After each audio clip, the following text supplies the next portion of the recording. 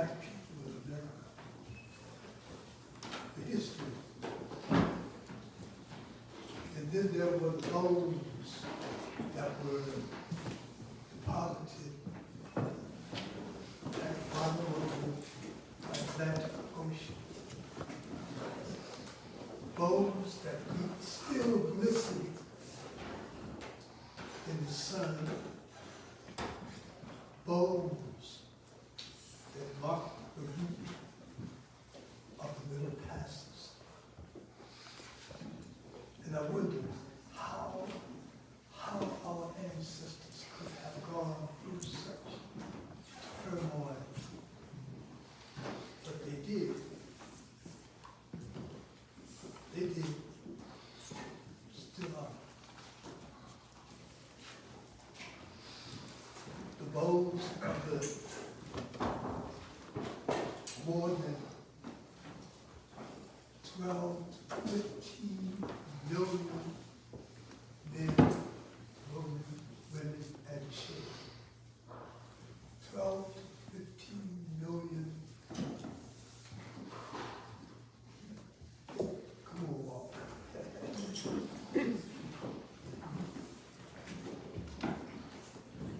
12 to 15 million men, women, and children. The bones are still laying there and on the bottom of the Atlantic Ocean.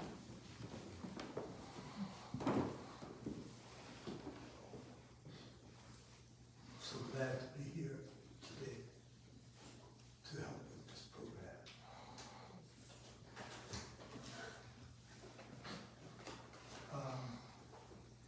Our first speaker, I understand, is a brother that I met as a child. And every time I would see him, I would shake. Because he had an African root. And so let's call him up right now. I'll say his first name, and you say his second. Okay? Kojo. Downtown Boo. Yes, everybody say Downtown Boo. Thank you. Thank you. God bless you.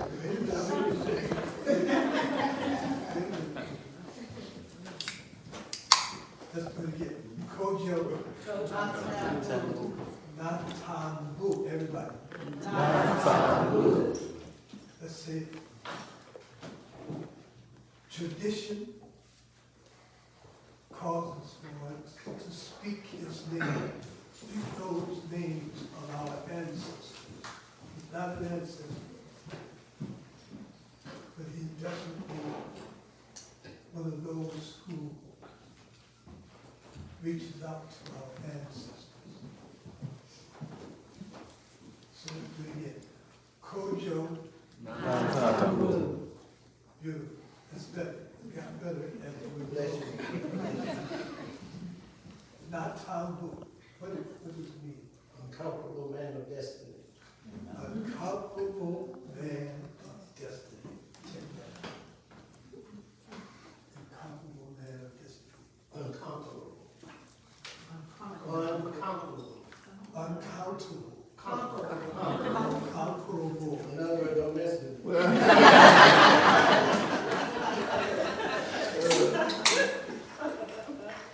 No, that's here. Not Tom Book. Everybody say non-Tom Book. Downtown Boo. Yes. Y'all gonna spoil me. Anytime you ready, I'm ready. Okay. Peace and blessings to you, everyone. Peace and blessings. And in the words of our ancestors, Uhaligani. Uhaligani means, how are you today? The answer is Njema Asante. So, Uhaligani. That means fine, thank you. And then we say namaste. And all of you know by now what namaste means. I salute the divinity in you. First of all, I want to thank Brother Ben and Miss Batiglione for inviting me. The Italian, I don't know if she's a mom. She scared me when she called. I think I better be here with that name. But she asked me if I would speak to you about 1898 and the Wilmington 10. And I think y'all probably heard as much as you want to hear about both of those. But I'm going to talk a little bit about each one of them. And I want to talk about the 1898 first in some, small way. First of all, I want you to understand that my great-grandmother and great-grandfather and my grandmother and her brothers and sisters were run out of town in 1898 by the riots, which was actually the execution and the genocide that was trying to be committed on the African people of Wilmington in 1898. And of course, they lost a lot of their land. My grandparents had a whole lot of land. As a matter of fact, they had enough land to give people to build houses to start a village. And since they were godly people, they started a village by giving people land and allowing people to build a house on it, and the name of the village was Gideonville. And then my grandparents gave land to New Hannibal County to build a school, which became Blunt School. And then they gave them more land to build another building, which was the Williston Senior High Tailoring School. So they gave them a lot. They didn't leave them with much, as you can understand. But I just want to talk about 1898 in the sense of why it happened, how it happened. And I think a lot of times we give certain people too much credit in the realm, and some folks have been left out. And one of the things I want to say about 1898, it was not just because of some hair-brained radical white folks who were crazy, and they were, but it wasn't just the people here. We know about Alfred Waddell, and we know about Hugh McCrae and all of those individuals who were involved. There was a lot of, and there were some evil people. Y'all can think what you want, I'm saying they're evil. Because they wanted to destroy the black community and the government that they had here, just because they were black. And just because they felt like African people, especially after being sons and daughters of slaves, had no right to have businesses that would compete with them. And as you do your research and discovery and finalizing, you will find out, and Waddell said it in his speech at Dagan Hall. He said that there's no way in the world that we should allow these people, these, black people, Mongols, whatever you want to call them, be allowed to have any more businesses, any more entrepreneurships in this city. We should destroy all of their businesses because they're not worthy of having this. Because the city was predominantly black. And just to let you know how mean-spirited and how demonic those people were, there were 17,000 people in the city of Wilmington at that time. 12,000 were black Americans, were African Americans. And within a week or less, it was 5,000, the 5,000 white folks were still here, and it was only 2,000 black people here. How do you get rid of 10,000 people in less than a week?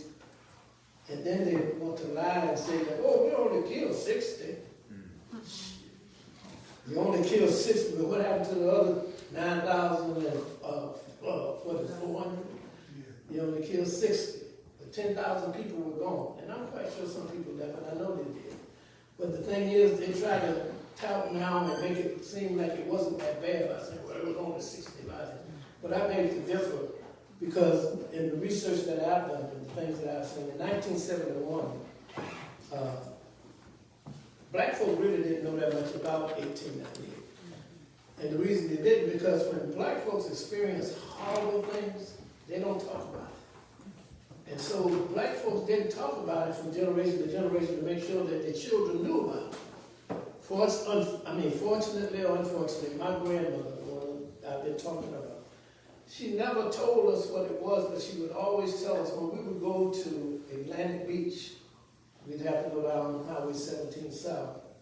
And every time we got into a spot in Bolivia, she would always say, that's where we ran when the blacks chased us out of Rome.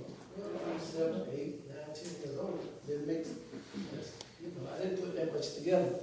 And I never heard anybody else talk about black folks being run out of Wilmington until 1971.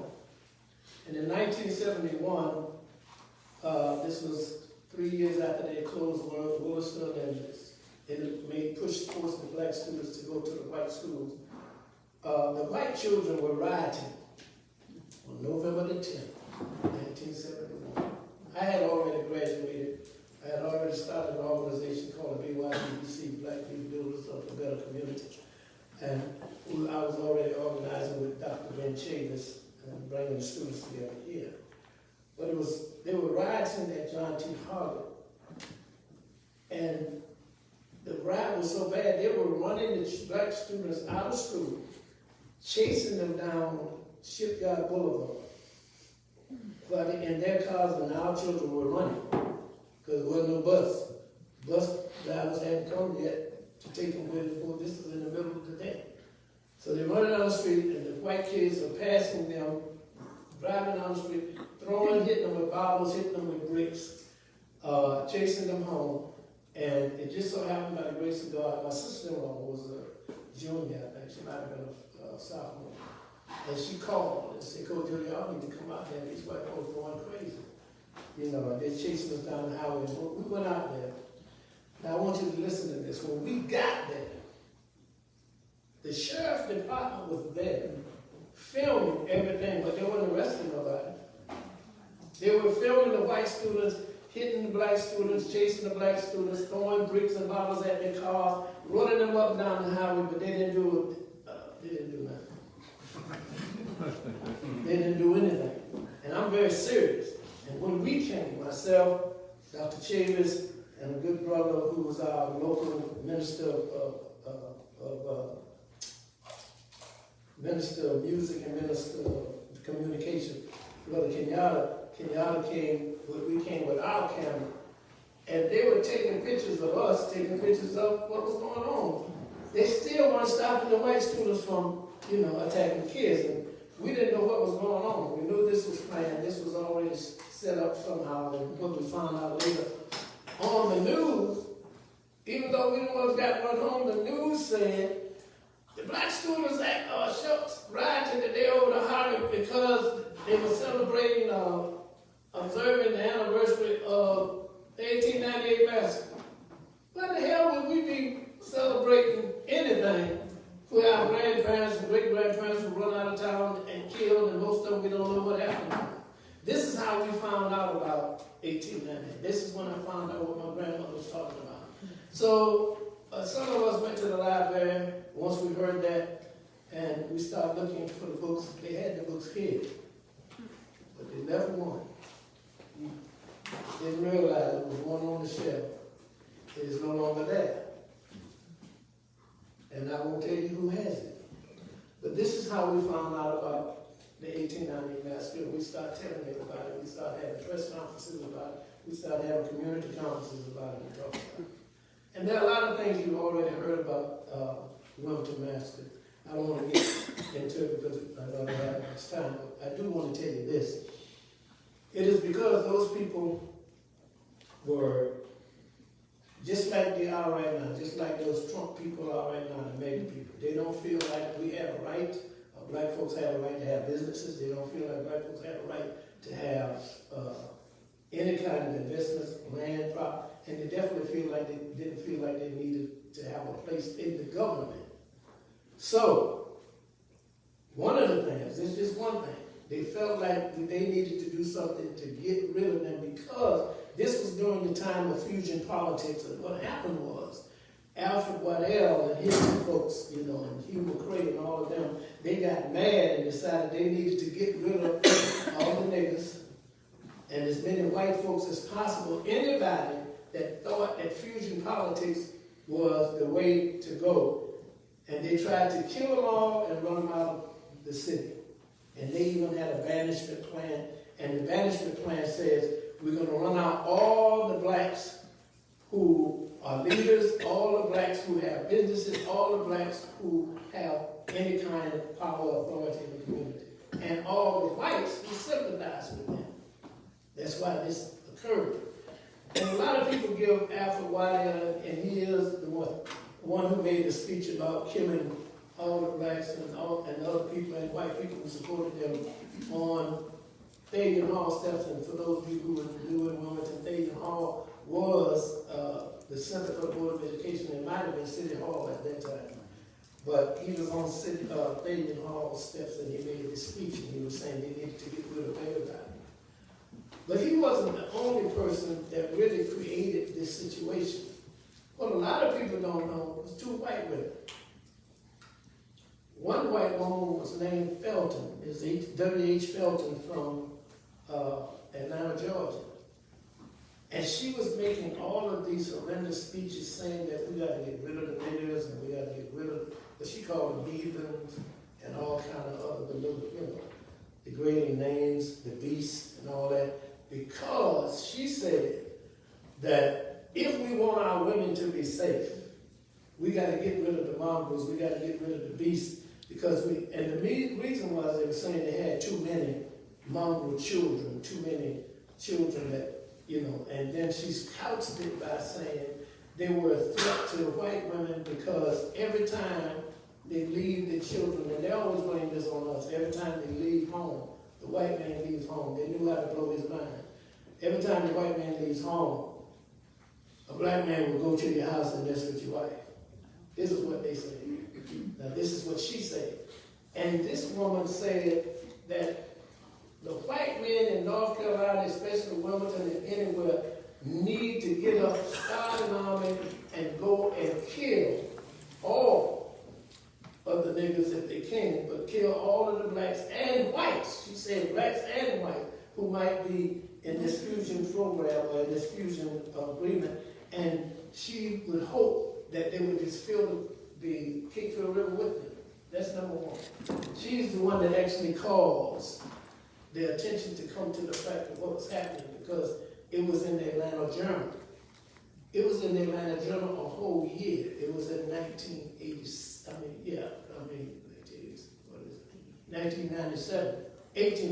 I'm sorry. It was 1897, the spring of 1897. A year later, the brother Manley, get too long? Yeah, just give it over. Manley saw it and he answered her and told her, said, well, you need to stop white women from coming to the community visiting black men. And the only thing y'all are upset about is that there are white women who like black men and there are black men who get along with white women and you're scared you got too many mixed babies. That's what infuriated everybody. That's when Waddell got angry and that's when all the folks in this area got angry.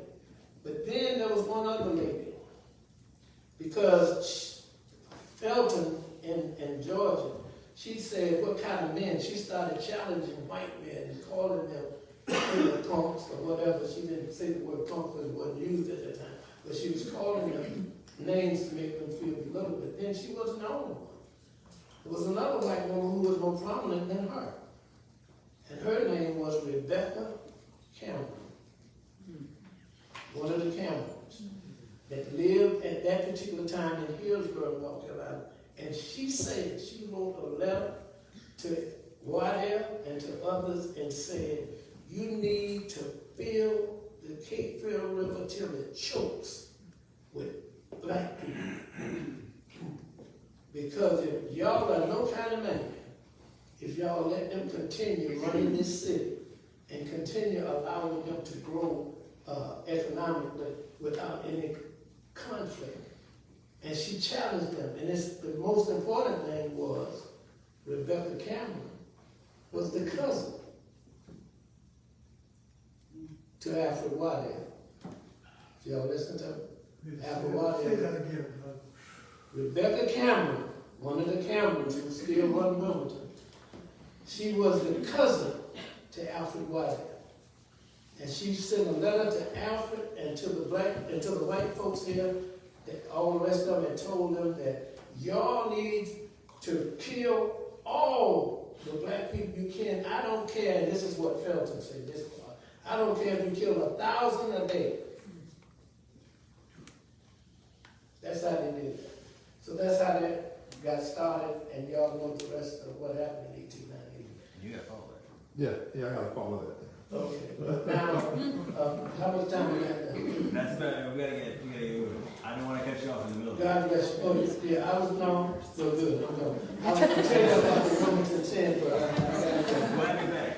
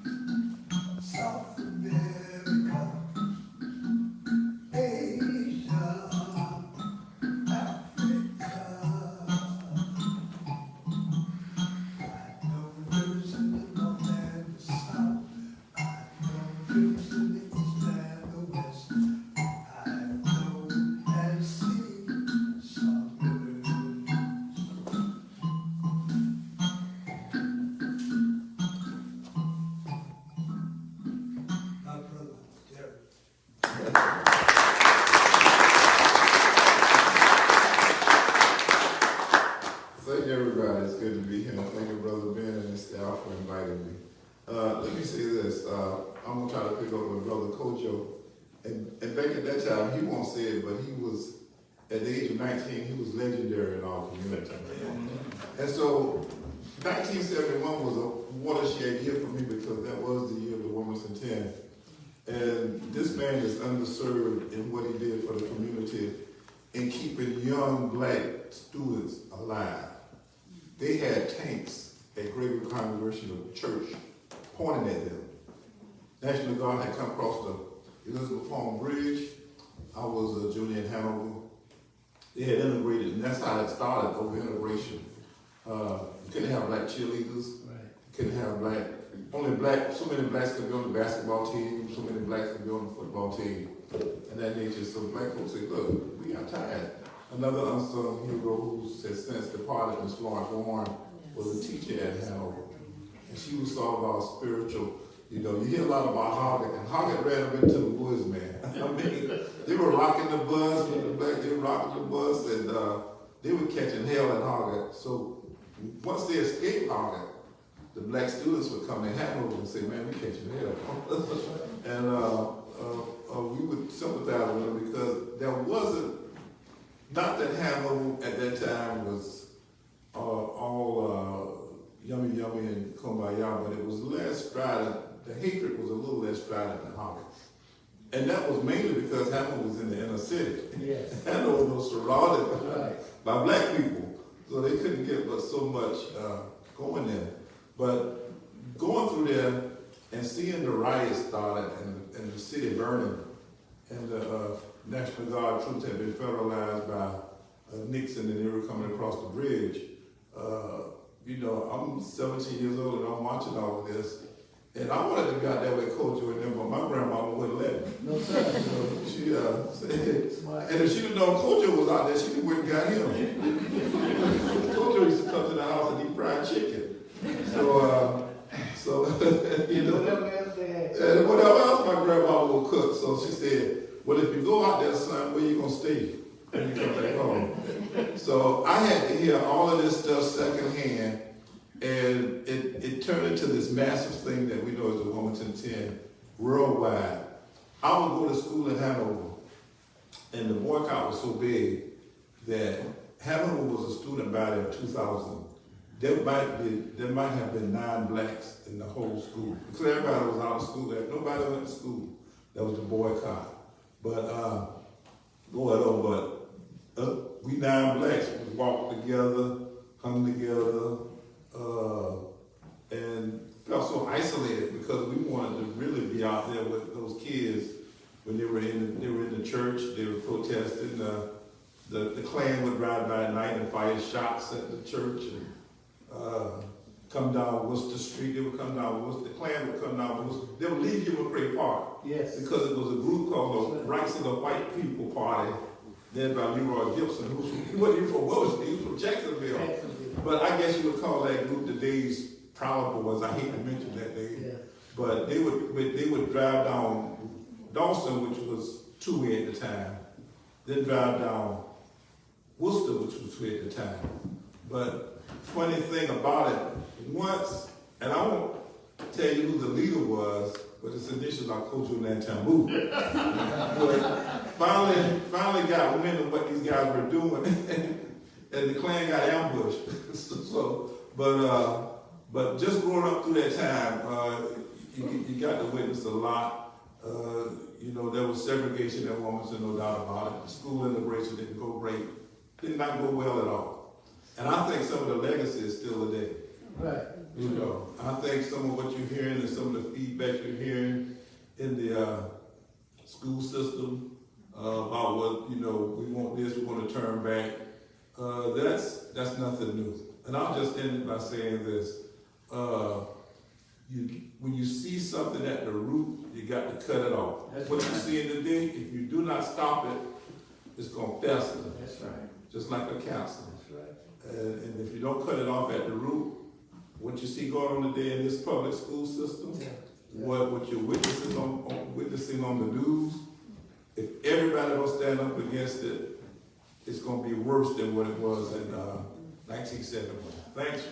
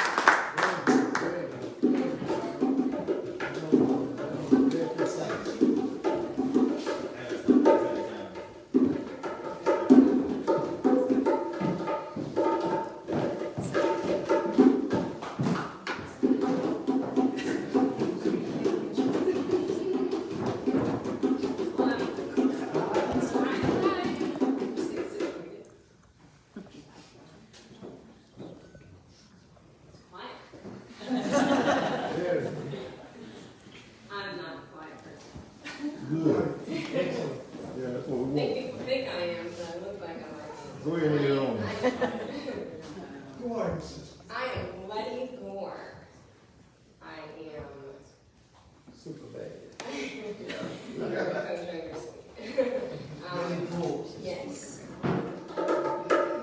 I am a historian. I'm a racial justice educator at a podcast called History Shows Us. I went to UNCW. They got all my student loan debt, all my money. So, I got my master's in history there in 2015, and then I got my master's in conflict management and resolution in 2020, because people want to have these conversations, but they don't know how to have the conversations. That's right. So there's a lot that goes into it regarding history, racial justice, talking about racism, talking about white supremacy. There's a lot in our bodies that we don't realize is happening. There's a lot that we have to be aware of, and there's a lot we don't need to put up with, because I definitely don't. I am going to talk about something I've discussed here in Wilmington before a couple of times. How many of y'all have heard of the Green Book before? Yes. Okay, so the Green Book, it was also a movie.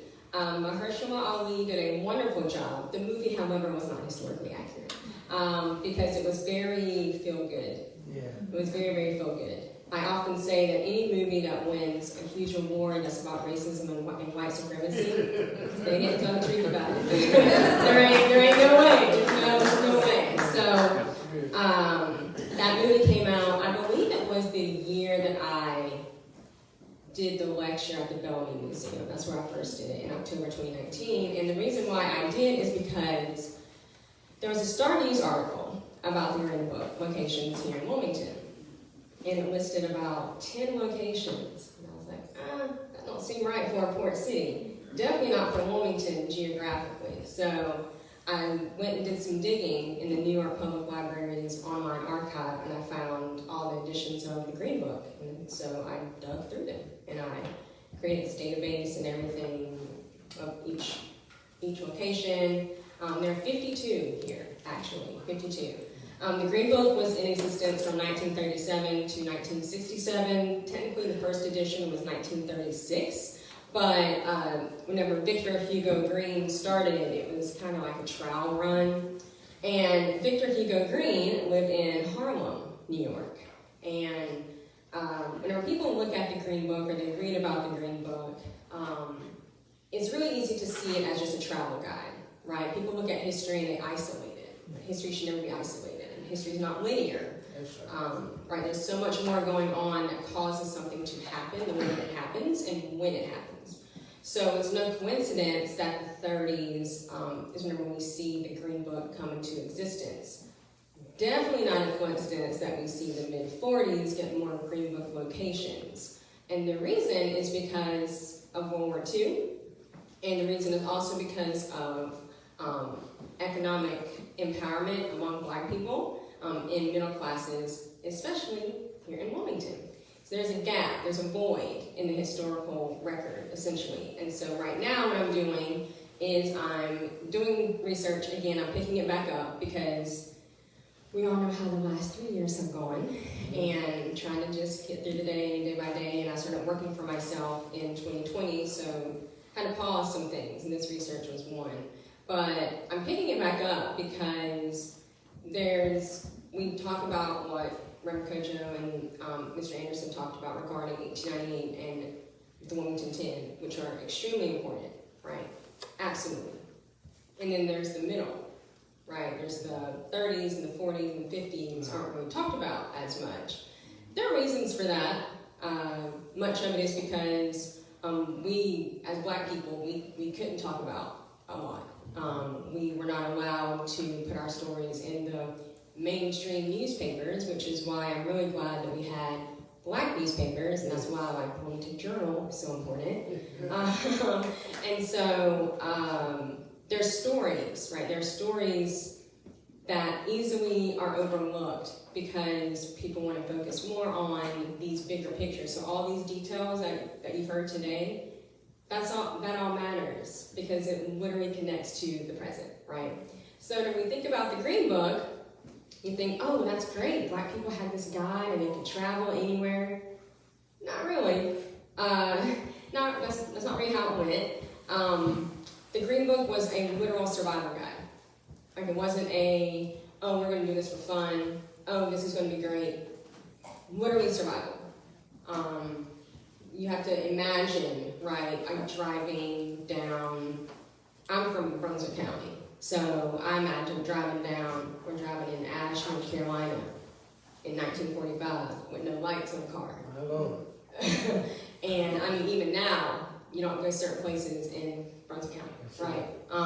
My parents were born in 1945 and 1951, so they've seen some stuff, right? And so whenever I hear them talking about the history and traveling, that also spurred me to be like, okay, well, what else does the Green Book actually tell us about history? So it's a bigger story about movement and autonomy. And if you look up the definition of autonomy, it is essentially the ability to move about with your freedom as you want to. We didn't have that. We still don't have that.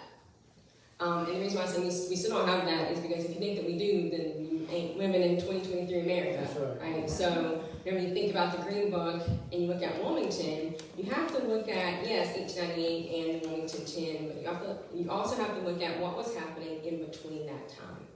So huge names that even allow the Green Book to exist. The development of railroads, the highway, you wouldn't have a Green Book under the highway, cars, and you can easily think, oh, well, that means that Black people had money and they were able to afford cars and everything. Well, essentially what it was is you would have one Black person maybe in a family that had a car, and then everyone would ride in that car. That's right. You also have to think that in 1937 to 1967, you're also seeing two waves of the Great Migration.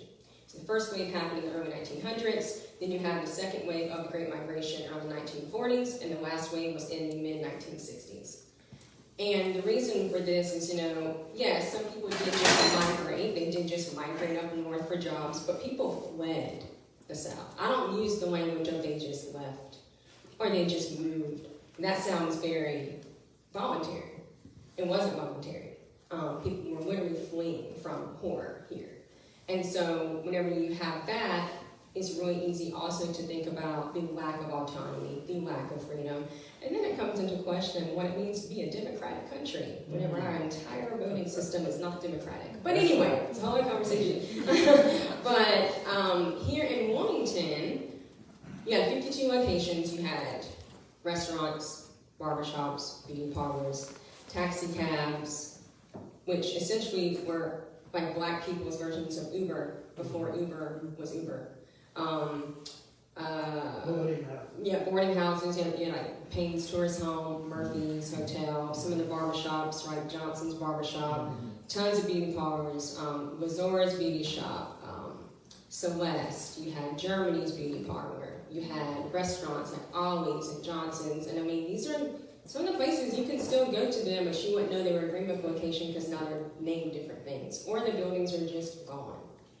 And so what I'm doing right now is I've been looking at something else called a Negro Progress Directory. It was, Reverend Country, you might remember what this is. This is a periodical that was published in southeastern North Carolina, and whenever it was published, it was for black people to advertise their businesses.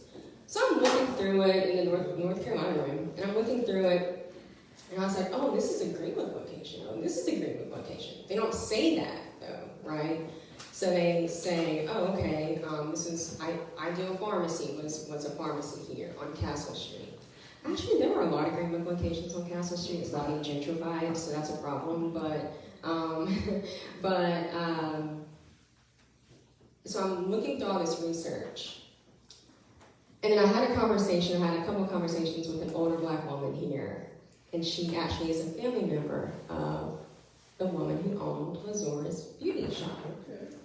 I would never have known that had it not been for me knowing how to look into the city directories and everything like that, because a lot of this requires so much archival research. You have to know how to look at it, what to ask, what hasn't been done before. And so what I have discovered is it's not necessarily just what the Green Book did for black people, but what black people did for the Green Book. Because what it did is it put black people in a spotlight for entrepreneurship. Right. And there were a lot of businesses here that were black businesses that weren't in the Green Book. And so there are questions as to, well, why wasn't that? And I'll have to answer that question. It has never been answered before. There's only 3 books written about the Green Book. One is by Candace E. Taylor. It's called The Overground Railroad. One is by Gretchen Soren, called Driving While Black. And one is by Mia Bay, called Traveling While Black. They've all come out in the last 2 years. And so I'm excited to add to the historical research, and it's going to be wonderful. But the point of me saying all that to you is when we think about traveling and we think about black people today in the country, we think about freedom, what freedom actually means. You look at Wilmington in the 30s and the 40s and the 50s, and you look at the Jim Crow laws, and you look at the crimes that were going unsolved, the newspapers that would report them, the cops that would not go to black people's houses, the cops that would threaten black people if they did call the cops about something that they did. You think about black people trying to leave to go work, and they are not allowed to get on a train to go work because they don't have the right pass. Then if you don't have the right pass, there are vagrancy laws, so you can get arrested. Then you go to jail. There's all kinds of things going on with autonomy and black people, and it goes back to slavery. Everything goes back to slavery, by the way. Literally everything goes back to slavery. It goes back to slavery, right? It goes back to slavery with movement and autonomy and freedom, and then you think, oh, well, then slavery ended and we're free. Freedom is a very subjective term, right? So actually there wasn't freedom. There was just, slavery was just, it just evolved into the re-enslavement of black people, either by convict leasing or by sharecropping, whichever thing it was. And then you look at what it did psychologically to black people. Again, look at that aspect of autonomy and freedom, right? So when we think about this, we think about what it meant to survive, why it was necessary to survive in the way that black people had to. And so when we look today at black men, black women, black people, black children, being pulled over by police officers, and we think about traveling, and we think about how it's a free country, right? Oh, this is the United States, the land of the free, the home of the brave. But to who, right? Whose autonomy are we actually talking about? And so I think back to 2020 here in Wilmington, right now in City Hall steps. I wasn't out here every day, but I came out here quite a bit to protest. And I was thinking about autonomy then and the freedom of movement. And even whenever there are laws and there are rules that you have to follow, you saw certain people being able to get by with them and certain people not. I watched it by the cops, right? By the sheriffs, by those who were supposed to, who would get on the news the next day, and I read an article and it's completely a lie, complete lie of what happened. And so a lot of talk that year was about traveling and black people, and maybe we need a new green book, and people were joking about it, but I was like, no, but honestly, right? Because essentially what it's been about for black people is always survival. Why we have to survive how we do. Who decides if we survive or not, and that all comes down to power and everything like that. But here in Wilmington, in a city where the only successful coup in the history of the country happened, the only place where that took place, right? People look at January 6, 2021, and oh my God, that was horrific. Yeah, I mean, a little bit, and times that by about 100. And you have 1898 right here in Wilmington, right? Where you have a lynching that happened, and there are 4,000 people who attended their eating lunch. Like, it's fun, right? So, and I say all this to bring it back to autonomy and to survival and to why the research I'm doing about the Green Book is so critical is it also highlights black people's stories. Black people who weren't able to say what I'm saying or what I want to say or I'm going to say regarding racism and white supremacy, and how the autonomy that I have gives freedom to these people who weren't able to. Some of them, right, are long gone. And it's something that some days I wish I wasn't as passionate about, because I read a lot of heavy history, I read a lot of dark history, but I'm glad that I am, because whenever you think about travel, you think about survival, I don't want you to look at the Green Book as a fun vacation and black people could just do it and it was great and they were able to go and spend time with their families. They were excited, and it speaks, but I want you to center black people in your view of it though. So yes, you can center these facts I've told you regarding survival and fear and what it meant to do these things and risking yourselves, your actual lives and sacrificing, but also the fact that there's something that could not be taken away from black people. There's a book by Dinah Rainey Berry. It's called The Price for Their Pound of Flesh. She basically talks about the physical price of enslaved black people from literally preconception to death. She went through like 88,000 records. It took like 10 years to write the book. And there's something that she calls the soul value of enslaved black people. And it was something that could not be taken away. It was something that was dignity, it was respect, it was love, it was community. And so I see that throughout history, and I see it when you talk about autonomy, you talk about traveling. And it all connects back to literally the fact that if it wasn't for the Green Book and if it wasn't for black people in Wilmington being able to look at what they could do together in order to allow the community to flourish the way that it did, how it did, some of these same stories that we're hearing right now, they probably know some people that I'm talking about. So when we think about that, you have to think about Black culture, Black love, Black travel, but also why we look at the Black community today in Wilmington and we wonder, well, what else? Well, maybe there's this problem or maybe there's that problem. No one's asking the Black community. No one talks to the Black people enough. And so with the Green Book, these are stories I want to tell. This is what I want to show. Why it's important to talk about not just the autonomy of Black people, but us as a people and us as far as survival in connection to 1898 and 1971. Very good.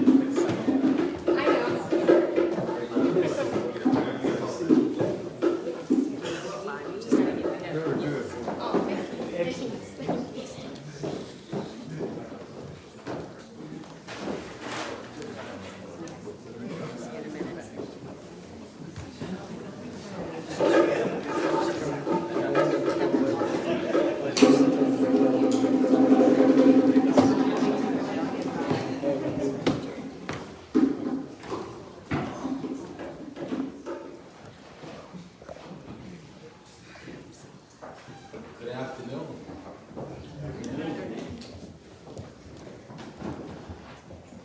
Those are some hard acts to follow. We've gotten a very good snapshot of Wilmington, North Carolina, and thank you, Reverend Kojo. Thank you, Derek. Thank you, Letty.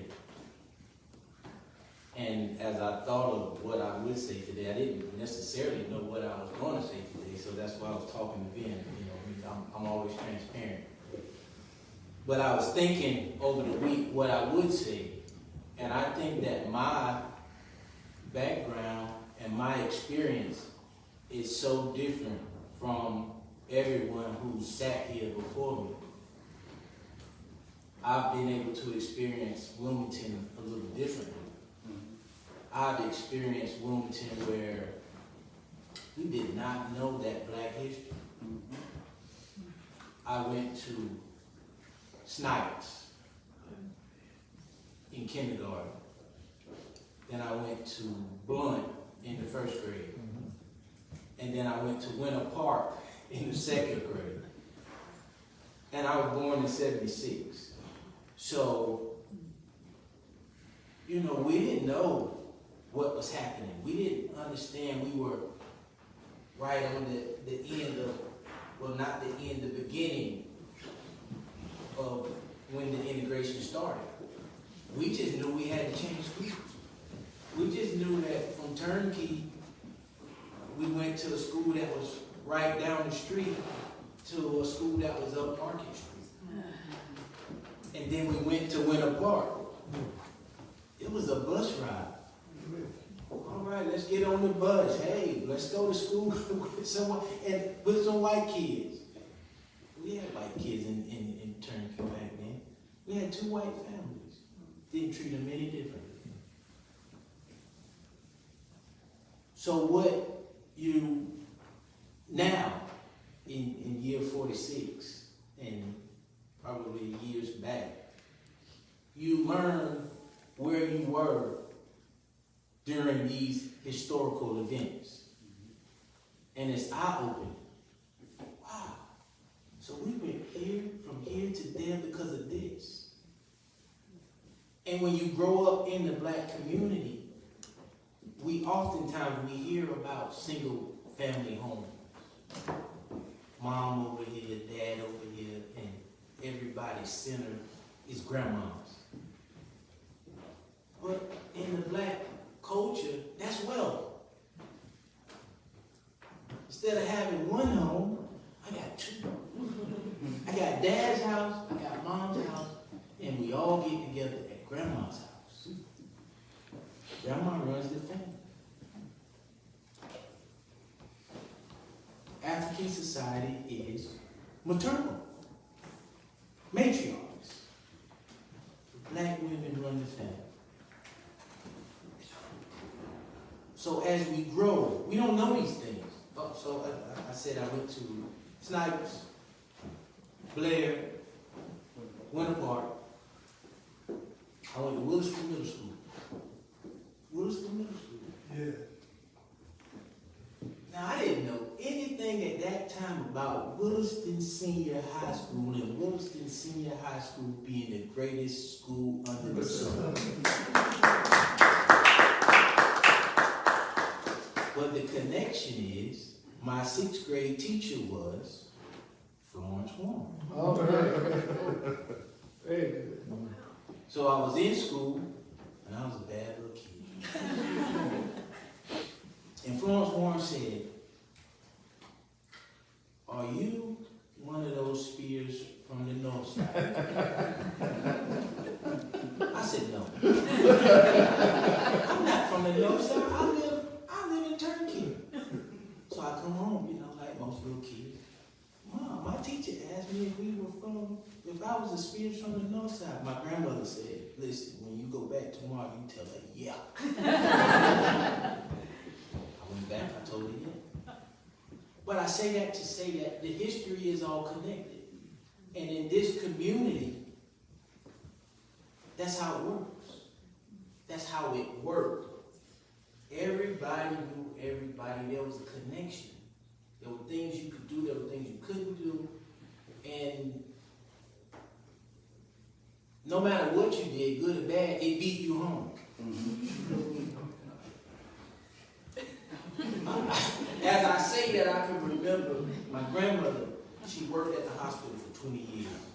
She grew up in, she was born in 1935. She was born in 1935. She was in Whiteville. She was a hard-working lady. She had 10 children. She took work extremely.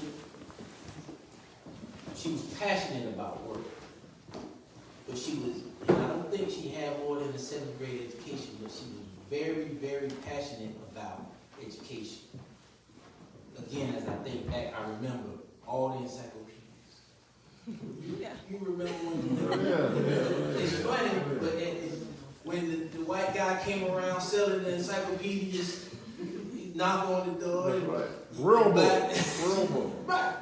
And so, all of these books. And she was more concerned about the education of her lineage going forward. So that puts me where I am. And that's kind of like the fast track, puts me to where I am. But you talk about Wilmington and what we're all finding out now. And it's an aha moment. It's the light bulb for us all. It is the connection to history. Again, I talk about Florence Warren asking me if I was from the north side. My grandmother's uncle who raised her lived on the north side. So every weekend, we got in the one car that my grandmother owned, and we went to the north side. And it was like a family vacation. She saw her brothers, her sisters. We saw our cousins. Like I said, she had 10 kids. I mean, she had 10 kids, but she was the oldest of 8. Wow. And so you're talking about a huge family. But we were just so connected, but we never knew the history. And now that we know this history, it is our duty to inform the generations to come of the power that we have, the ingenuity that we've had, and it does something to you. There is no way you become informed about 18 1897, 1896, and the businesses that existed during that time and not become empowered. And you don't hold your chest out. You don't hold your head high and walk with a sense of pride. There's not many of us in this room up until a couple of years that knew that Wilmington, North Carolina was 60% at least black. We never knew that. We never knew who Hugh McCrae was. We never understood the significance of Market Street. We understand so much about, well, no, we don't understand so much about Keenan.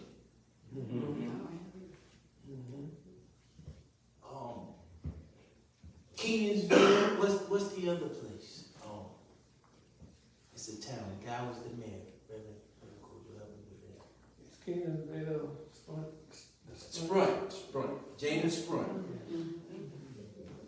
Community college named after James Sprunt. Yeah. Who was he? What did he do? We don't understand the significance of what happened after 1898 and that initial 9 who put together the coup. Waddell was influential, but he wasn't the one. He was just the man to do the work. But you look at what happened after that, and who was the guy that one of the guys ended up creating what would eventually be CP&M. Wives, the Kingdoms, the Spunts, and But you're talking about, for some, generational wealth. Roundtrees, Camerons, they're still in power, for the lack of a better term, today. Yeah. They're very influential in where we come from. But we have to understand, and we have to band together. So, and the Fusion Party was a great thing. The Fusion Party was not only a great thing in 1896 and 1897. Wilmington was the largest city in North Carolina, but Wilmington may have been the most unique city in the United States. That's why it was important for what took place to happen. And so we all have a responsibility to see what's going on, but to not see, well, to see what's going on, but to also acknowledge what took place before us. And so that's that. I think we should take a piece from everybody that sits here today and the stories that they've given us, because we've all learned something new. We continuously learn new things. And once you put them into play with what's happening, what we see on the news, and what we see in zonings and new development and school boards and councils and commissioners, you know, and January the 6th, 2021, there is no old playbook. This is not a new playbook, I would say. This is the very exact same playbook from back in the day. And you don't have to come up with a new game plan when the old one continues to work. So I'll leave you with that. Thank you for having me. Thank you, Bill. Thank you, Scott.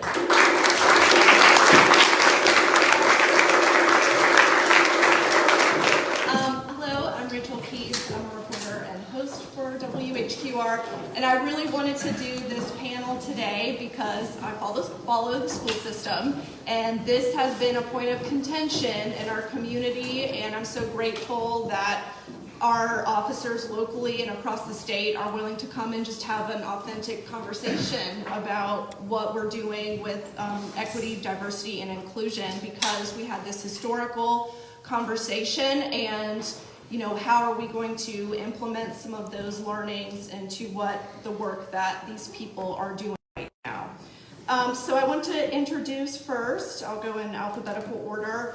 Lillian Granning is the Vice President of Corporate Social Responsibility at Live Oak Bank. Welcome, Ms. Granning.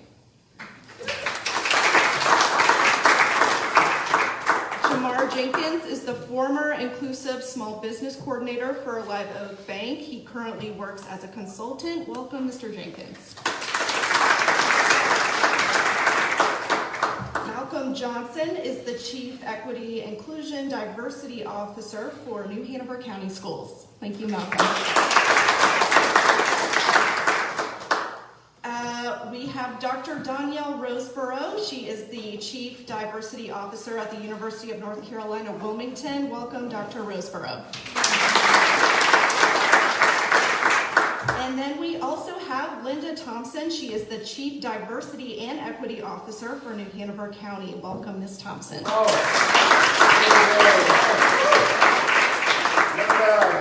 since we have 5 panelists, I'm going to ask my question. I'll try to direct it to one of you. If you want to pass it to a friend, you can, if you'd like. And if you want to answer it, go ahead. And if any of you want to add something, please do after that person finishes. Okay. So my first question is, I'm going to put this to you, Dr. Roseborough. The Hunt Institute, which is a state educational think tank and nonprofit organization, they recently held a DEI forum and on their work, and they reported out that, quote, by 2045, the majority of the U.S. will be individuals of color, and policymakers will need to consider how DEI policy can support their community's needs. So what specific community needs are you working to support at the university? Well, she just threw that one. Yes, I did. You can pass to a friend. I will try. So, thankfully at UNCW, we have been thinking about this for a long time. This is not new information, although we always have to identify new ways or strategies to address the topic. Community engagement. First and foremost, we had some hard lessons learned. To be truly community engaged and to understand what communities need, you have to be out there talking to people. And you have to also understand that whatever your research interests are as a university or a faculty member or a staff member are not necessarily what a community wants you to do. So first and foremost, I think, with community engagement, we are trying to make sure that we are true partners in the work and that we are letting communities actually tell us what their needs are, and we're responding. So Chris Prentice, for example, if you know Dr. Prentice, he runs our Center for Social Impact. That is directly tied to our Office of Community Engagement run by Dr. Janine and Jay. So they have been doing a lot of work to try to make sure we're on an authentic path. I feel like there was a second part to your question that I'm not answering. Yeah, just how you reach out to communities to figure out what they need, essentially, and how you're supporting the diverse communities that is Wilmington and the Cape Fear region, and how you're reaching them. So I'll just add quickly also that many of you know Dr. Kim Cook's work, so she does work with restorative justice. So through the Center for Social Impact, restorative justice practices, and really making authentic connections. I think that's the foundation for the work that we're doing. Anyone want to add anything else? Go ahead, Ms. Thompson. I think we are working on a huge misinformation campaign about what DEI really is. There has been fear spread across this country about what the true work of diversity, equity, and inclusion is all about. So much so that when you mention it in some communities, they automatically shut you down. So what we've been trying to do at the county level is to educate people. Our goal in our strategic plan is to reach 2,000 residents every year through some type of impactful DEI training to give them the basic education that it is not just about race. And if we think about what it's really about, it's not about taking something from somebody. That's right. It's about trying to get something to everybody. And so that's the focus we've had, because we realize none of us can really do the work when our community is blinded by misinformation about what this work is all about. It's not about blaming anybody. It's about fixing a wrong and turning things around. And so that's a priority for our office. We have 1,800 plus employees at the county. Every year, our county manager has said it will be mandated that every employee go through some type of impactful DEI training. So our office is responsible for that, and our goal is to impact the community by doing this as well. And so we've passed our numbers every year, because when we put the call out and say we're offering some type of DEI training, folks automatically say, I want to be a part of it. Yeah, and Ms. Thompson, you hit on two of my questions that I have. And one of the questions is, yes, when we have these conversations in the news or even in our own families, the temperature goes up sometimes. So I don't know if one of you wants to take this. How do you lower the temperature so that you can talk about what your work really is? Malcolm, go ahead. Mr. Johnson. This doesn't necessarily land with the school system, but just having the conversation, just those difficult and those crucial conversations, I think this is when we focus on the intersectionality of a lot of the issues, because though we can focus on race and ethnicity, but when we identify our low SES, the inequities that exist there, when we think about the ways in which we all have that negative impact through these systems, I think that helps center the conversation. And especially with a lot of work with the school system. And gentlemen, again, thank you guys for sharing your stories, because coming through K-12 here as a student, there's a lot of things that I experienced I didn't necessarily have the language for until you share and gave context. And to Mr. Spears, today he was an added link, because Florence Warren was my teacher. So when we think about the importance of having conversation, is to see that there are true living, breathing links that are still around that can help push the conversation and really share experiences to make it accessible to all of us. Because I don't think I truly understood the impact of 1898 until hearing from individuals whose families were directly moved. And when I think about coming through K through 12, there's always that feeling of, I need to leave this town. There's nothing here for me. And I was always told, if you're going to make it here, you have to leave. And not knowing where that flight came from. So having those conversations, just continue having them in these spaces is phenomenal. Welcoming those voices, but not letting them stop there, because you have these individuals come in and give you this level of vulnerability and share that with you guys. And you guys walk out. And the biggest push now is, what are you guys going to do with that information?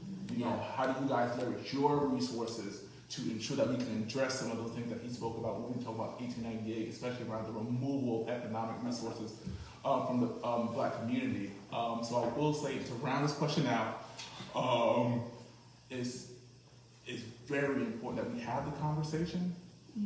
It's centered in things that we can all, have that contribution to, but ensuring that there's an action plan that follows. Yeah. Any other tips on lowering? Because this is hard to discuss with some people, for sure.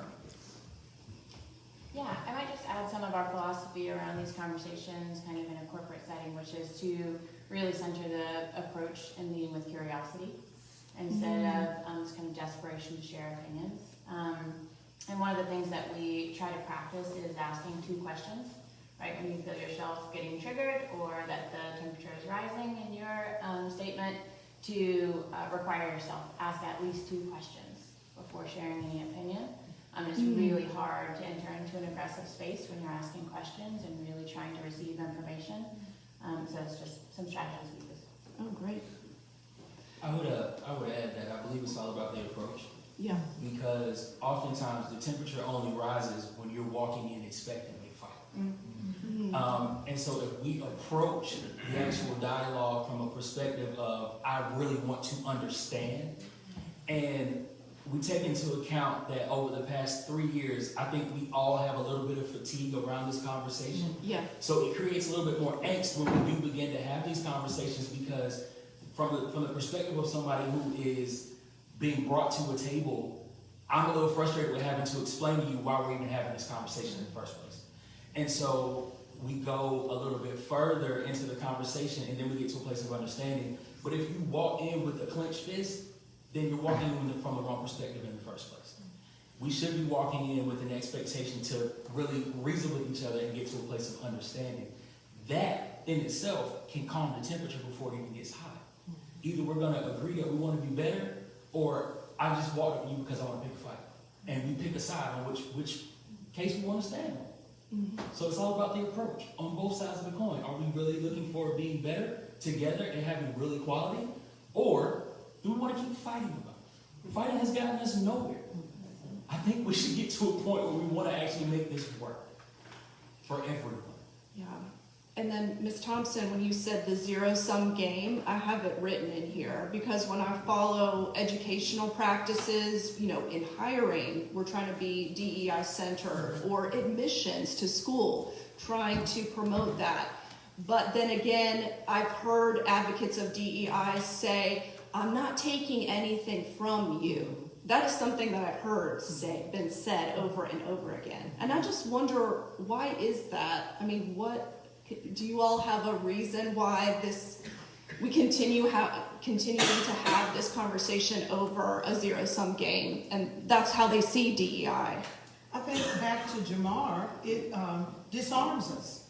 When I go into a conversation about DEI or race or whatever we're going to talk about, the first thing I have to do is offer a safe place to have that conversation. Then I have to say, I'm not blaming anybody in here. I asked someone in a group of people the other day, I said, does anyone in here own any slaves? And immediately, the white people in the room said, no. And the black folks laughed. Sometimes, y'all, we gotta laugh at ourselves. Because sometimes we can be so uptight that we don't understand there is a way to move forward. Our ancestors really just had no clue what they were doing. Some of them did, some of them didn't care. But look, we got an opportunity to move forward. And so one of the ways that we do this that I do it, is simply to give people a safe space to have that conversation. No blame. Let's talk honestly and candidly about how we feel and how we want to move forward. I salute the speakers that came before me because I'm not a historian. Kojo was called to do that work. Kevin has been called. Derek has been called to do that work. Letty has been. I'm the person, I believe, that was called to help heal. I love, after all that hell has been done in our community, I'm the one that's ready to say, come on, let's come together. Let's see how we can do that. Because I've been here 40 years. I finally feel like this is my community. All right. And so I can claim 1898 as part of my history. I couldn't before because I'm from Goldsboro. But now I've been here longer than I have been from my community. I feel as though this is my community. So I have ownership in what's happening. How, and anybody can take this, how do you work on buy-in where you see someone kind of just clench up and it makes them uncomfortable, and we're talking about white males, white people. Like, how do you get them to see that this is important and this is the way forward?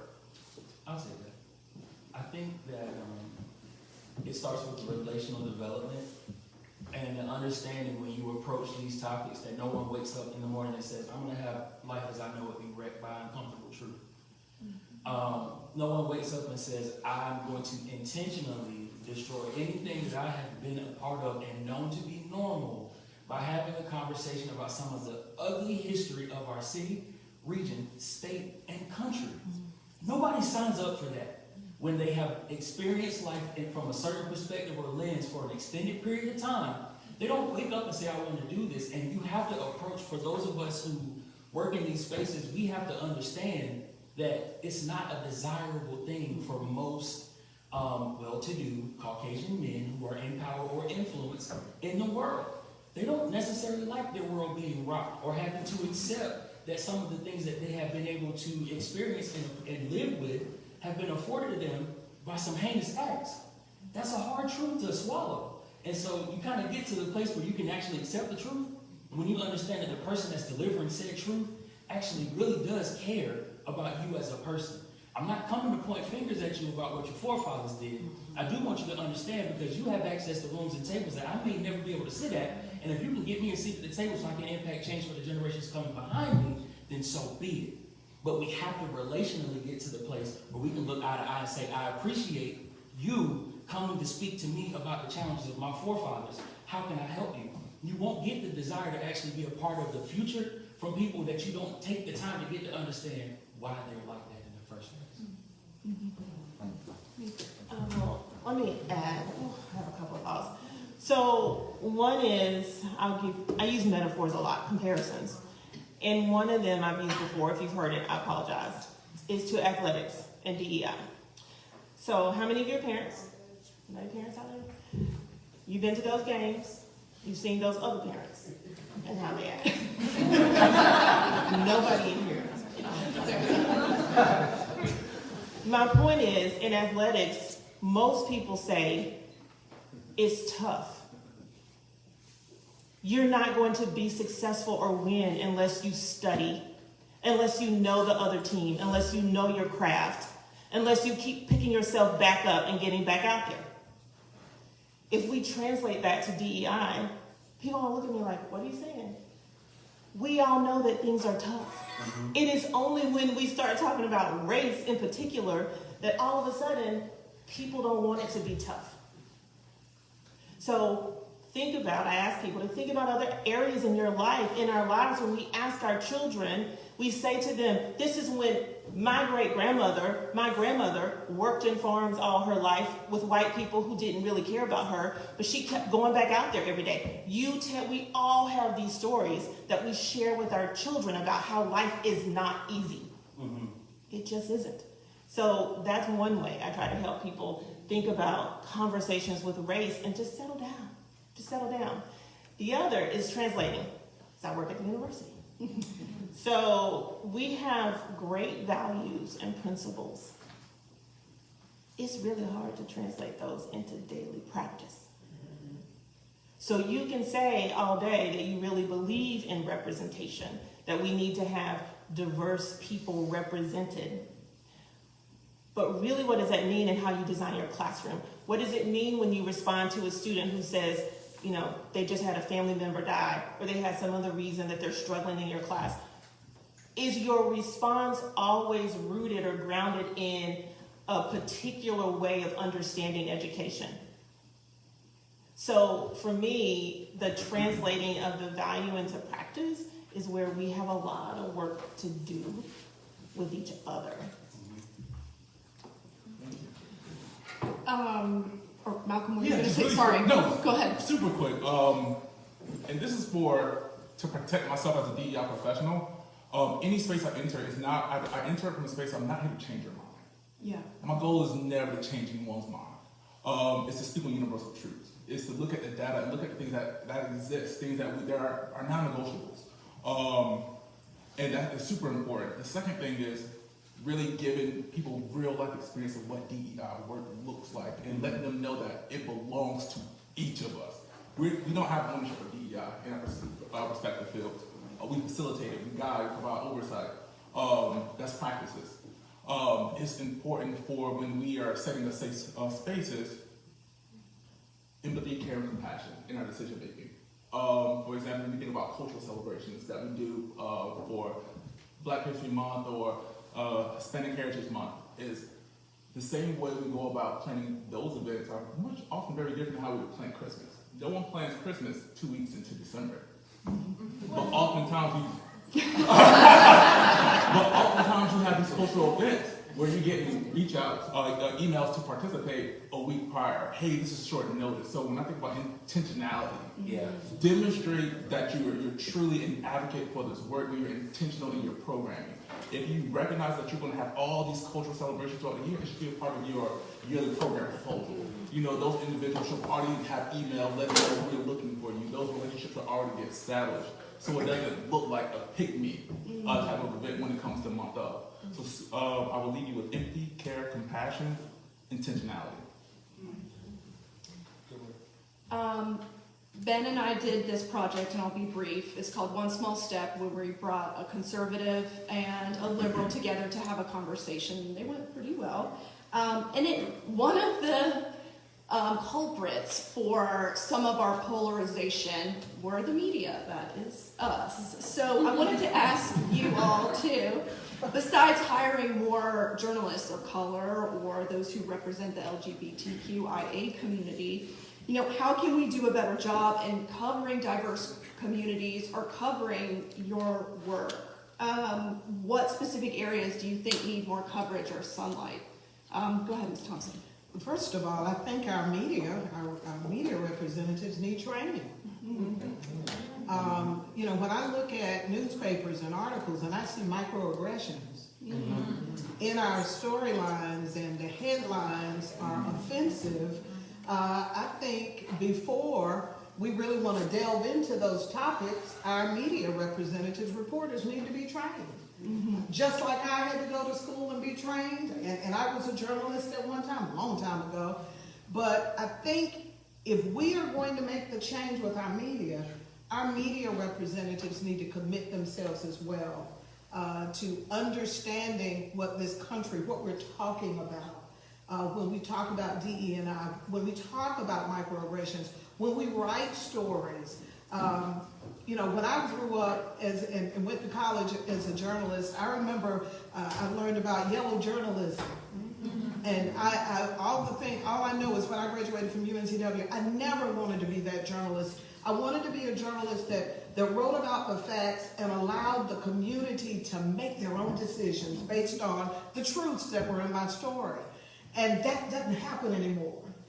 So many times reporters, not everybody, because there's some good journalists out there, but so many times today we see journalists insert themselves and they are the story. So I just really do, I believe that taking our journalism community through some type of DEI training so that they become more in touch. And I know that Danielle and I, we've had this conversation before about trying to put something together for our local media. Sign us up. Yeah, we're game. Anybody else on that topic? Okay. I don't know that this is fixable. Sure. But I remember when 24-hour news coverage started. How many of y'all remember this? So to go back to something Malcolm said about intentionality, it is difficult, I think, for media to actually research the facts or the multiple truths or perspectives of a story, given the time frame with which you're working now. I don't know how to resolve that, but I can tell you I get frustrated when asked to be interviewed and then there's a 30-second soundbite on something I spent my entire graduate career studying. I don't know what the answer is to that. Yeah. And it's tough. It depends on what story you're doing, but you're right. Sometimes it's like that's the soundbite for the newscast, but hopefully people in our journalists fellow do longer pieces where we can really explore the topic, and you're right about that.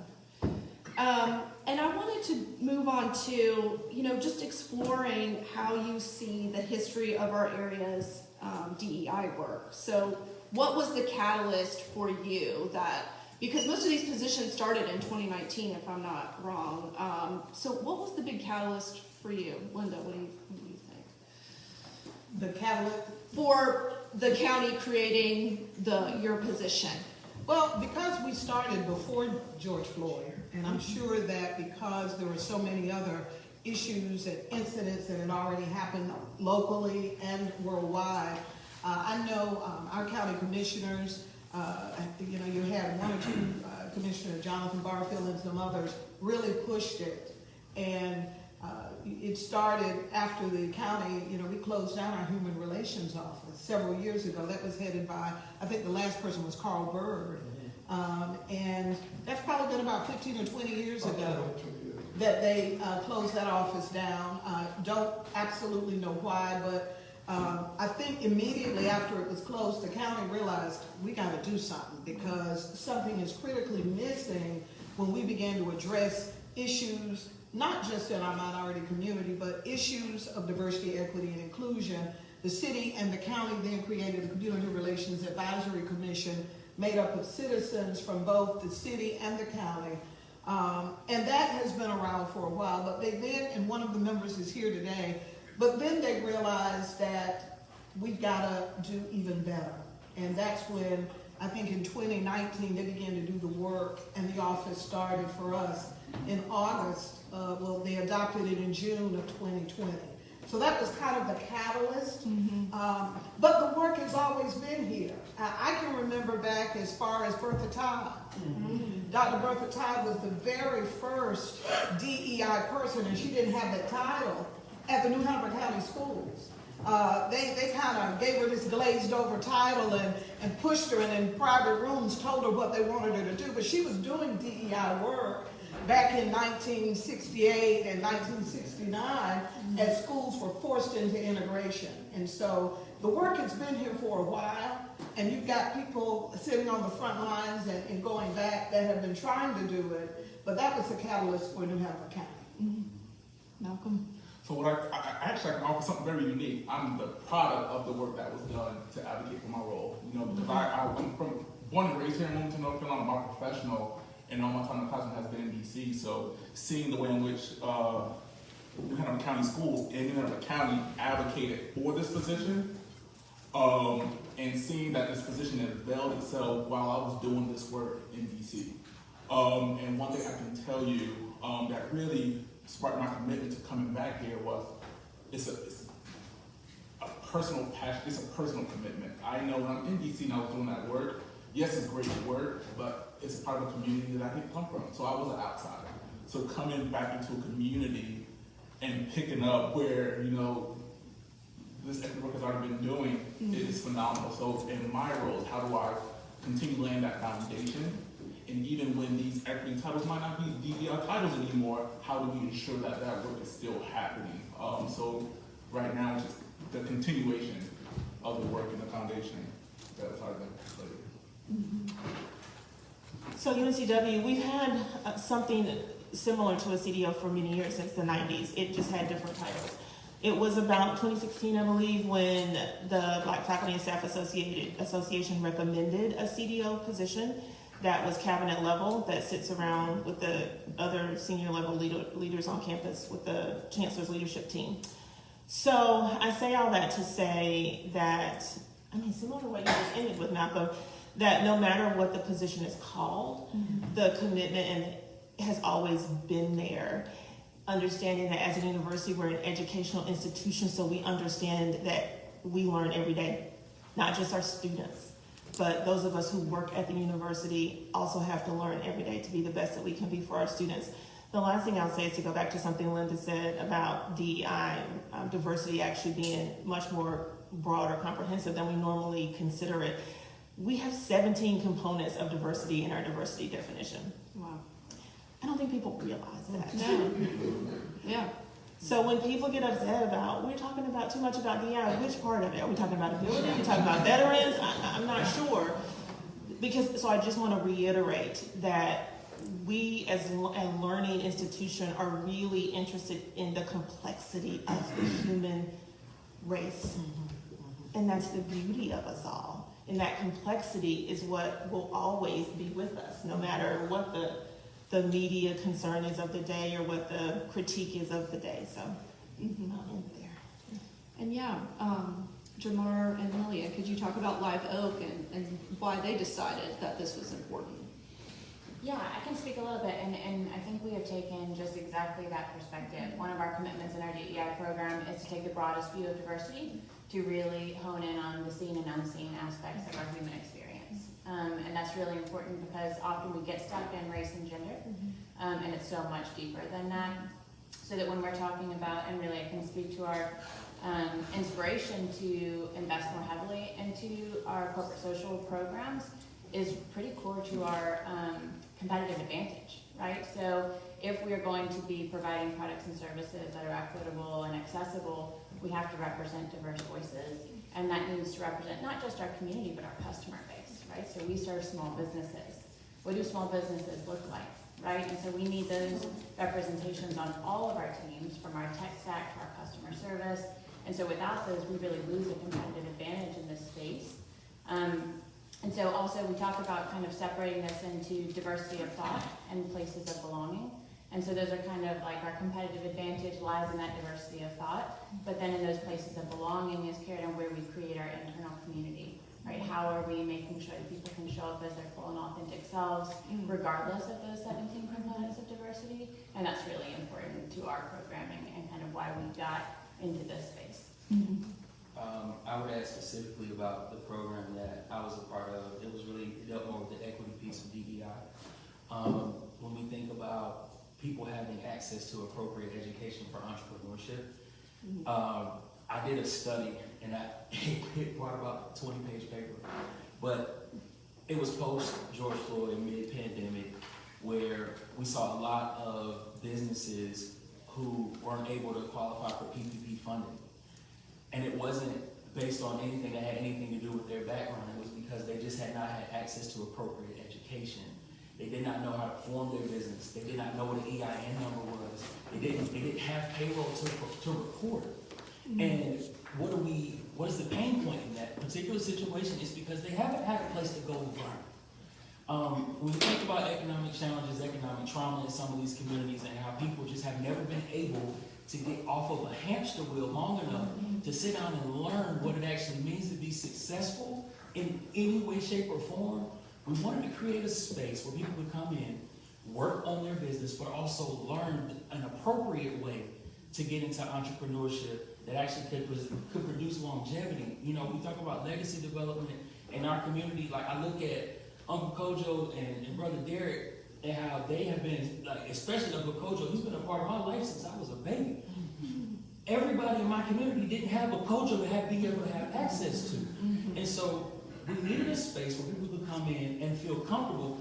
And for me, my role was really built around the fact that I know a lot of people, but I also can communicate in everybody's language. And that matters often, like to be able to sit in a space like this on this panel with all of these esteemed colleagues and speak on their level, but also be able to go on a street corner and talk to a guy who wants to get out of selling drugs and actually has the money to invest in a business and be able to talk to him in a way that resonates with him and encourage him to come sit down in a space and actually get an LLC together. That was what was the core of what we were doing, what I was doing with the banking program I was a part of, because there was not a safe space for somebody to come in and say, I want to start a business, but I don't know how to do this. And to be able to sit in front of somebody that they could trust would give them quality information, not perfect, might not be everything you're looking for, but he can start you on the path to entrepreneurship, because it's the unfortunate truth. A lot of people that look like me they won't be able to see their name in the C-suite unless their name is on top of the ownership line of their business. We needed to be able to give people the opportunity to be a CEO. Then we have pride of ownership, and that trickles into so many other areas. When we think about community development and economic development, some people they own something for the first time in their life. Think about that. And it does not necessarily matter what they look like or what their background is. It's a space where you can come in and say, I finally own something. That was the power of the word for me. I wanted to also talk about the reality of our local political climate. We saw through the new Hanover County School Board election, the slate of politicians who all won were either actively campaigning against DEI or skeptical of this work. So, Linda, you mentioned this a little bit earlier, that there's a lot of misinformation out there. Malcolm, I won't put you on the spot. But you can chime in. But it's the truth. I mean, I followed it through my coverage in the media, and most of these candidates did not appreciate a lot of this work, or they wanted to ban it outright. So, I mean, what's the information piece and misinformation piece, and how do we work on that with people who are skeptical or don't buy in? One conversation at a time. Yep. And I think that is my strategy. That has been, I think, a community strategy. There are some organizations and groups that are really working against this to try and talk to those leaders in our community who just don't understand what this is really all about. You know, I think what happens when people turn their back on an area that they're not familiar with or that they've been misinformed about, and they just make blind decisions, I don't even think they realize it's going to impact them too.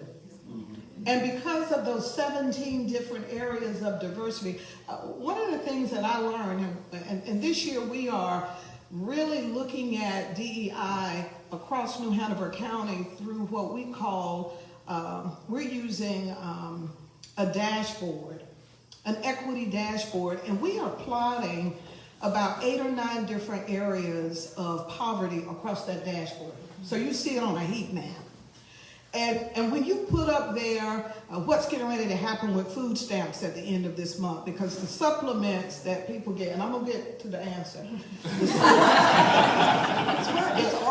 The supplements that people got during the pandemic, where a senior citizen who would get $23 in food stamps normally, after the pandemic hit, their food stamps went up to $200 to $300, some of them $400, which was wonderful. So they no longer had to pick between medication and food.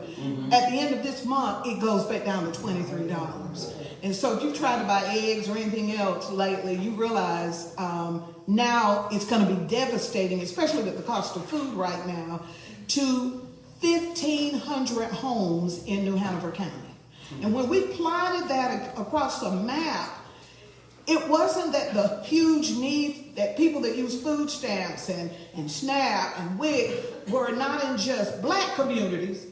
They were everywhere across New Hanover County. And so my job as the DEI chief is to work with our HHS, Health and Human Services, all of our social workers, the people that work in that area, and our churches and everybody that we can find. And by looking at this heat map now say, where are our churches? Where are our food distribution centers? Where are the places that can give folks in that pocket and that pocket the food that they need until we figure out a way to fix this? That wasn't about race. That was about need. And so one of the ways we are trying to help allow our leaders to look at this differently is to show them this roadmap, this dashboard.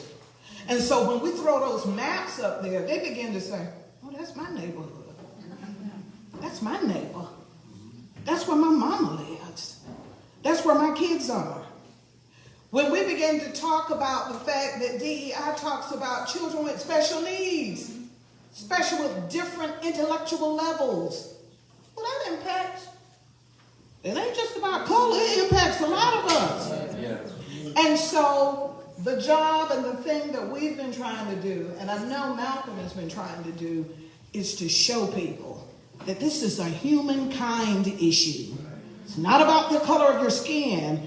It is simply about the need. And our job is to help highlight that need, bring the people together who can bring the resources to the table, and then move to the next one. The problem I have is every time I find a need, I want to stay there. And there are too many. Because she just listed 17 different areas. So as I'm learning in this community that I've called home, I'm learning now, going on my 3rd year, is to simply use this dashboard. And we are hoping to release it finally this year. We have been working on it. Is to now show the leaders this is where our problems are, bring the partners together, and then move on to the next issue. And I have to ask, in this political climate, I mean, do any of you fear for your positions that, yes? I think we all do. Okay. And I don't want to speak for anybody. You're not going to have and please don't misunderstand me. Sure, yeah. I have great support. But we don't know what happens 4 or 5 years from now. We don't know what could happen. I have great support. But I think if we're going to be honest, we don't know what's going to happen. We don't know what's going to happen.